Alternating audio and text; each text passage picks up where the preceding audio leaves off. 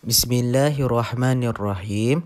Assalamualaikum warahmatullahi wabarakatuh. Apa khabar semua murid-murid? Okey, hari ini kita akan belajar mata pelajaran sirah tahun 1 yang bertajuk Keistimewaan Kota Mekah, bahagian 2. Okey murid-murid, bahagian 1 kamu telah tahu Kota Mekah ini tempat dibinanya Rumah Allah. Kamu juga sudah tahu keistimewaan Kota Mekah ini mempunyai tempat adanya telaga Zam-Zam yang tidak pernah kering. Yang istimewa lagi kamu sudah tahu keistimewaan Kota Mekah ini juga ialah kota kelahiran Nabi Muhammad sallallahu alaihi wasallam sebagai nabi akhir zaman. Banyak lagi yang kamu telah tahu pada bahagian 1. Okey, hari ini kita akan menyambung cerita ataupun menyambung cerita keistimewaan Kota Mekah. Apa yang ada pada Kota Mekah ni? Apa yang istimewa yang ada pada Kota Mekah ini? Ayuh, jom kita lihat.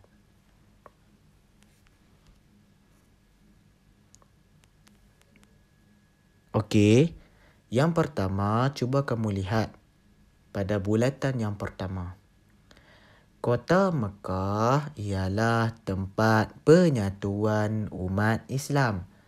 Maksudnya di sini, dekat Kota Mekah ni ada banyak kaum.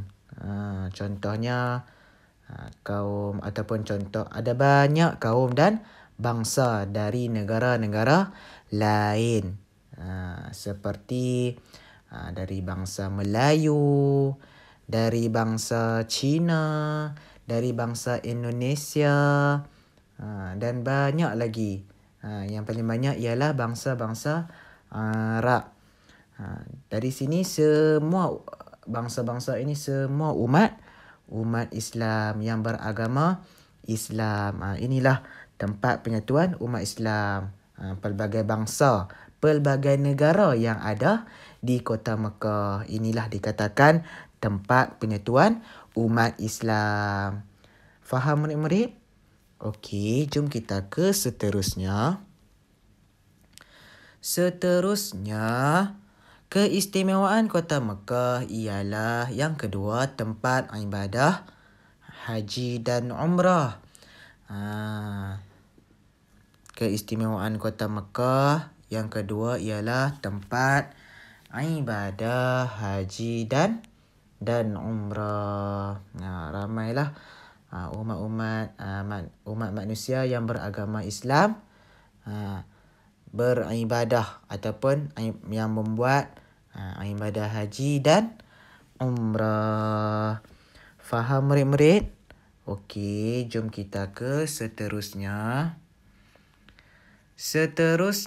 Nombor 3. Mendapat pahala bagi orang yang solat di Masjidil Haram, iaitu ganjaran 100,000 pahala berbanding masjid lain. Maksudnya di sini, kalau kita solat di Masjidil Haram yang terletak di Kota Mekah, kita akan mendapat 100,000 pahala berbanding di masjid lain. Kalau kita beribadah, kalau kita solat di Masjidil Haram, kita akan mendapat pahala 100,000 pahala berbanding masjid-masjid lain. Kalau kita solat di masjid lain, kalau kita beribadah di masjid lain, kita tak dapatlah 100,000 pahala ini. Cuba kamu lihat kotak yang di bawah. Bukan itu saja. Melihat Kaabah juga akan mendapat pahala. Maksudnya di sini, selain kamu beribadah di Masjidil Haram, kamu tengok Kaabah pun dapat pahala. Kaabah tu macam mana murid-murid? Kaabah tu yang berwarna hitam tu lah. Faham murid-murid? Okey, jom kita ke Seterusnya. Nombor 4, tidak dimasuki Dajjal. Maksudnya di sini keistimewaan kota Mekah ini tidak dimasuki Dajjal. Dekat kota Mekah ni nanti Dajjal tak boleh masuk.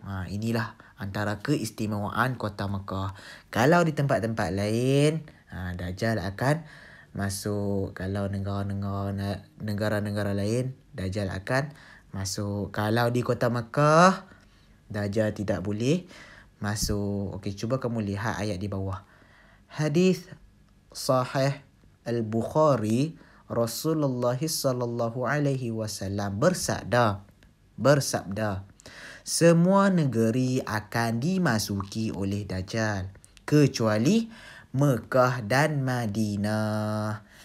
Maksudnya di sini semua negeri Dajjal akan masuk. Tetapi ada 2 tempat saja Dajjal tak boleh masuk, iaitu Mekah dan Madinah. 2 tempat ini Dajjal tidak boleh masuk, Mekah dan Madinah. Faham murid-murid? Okey, jom kita ke seterusnya.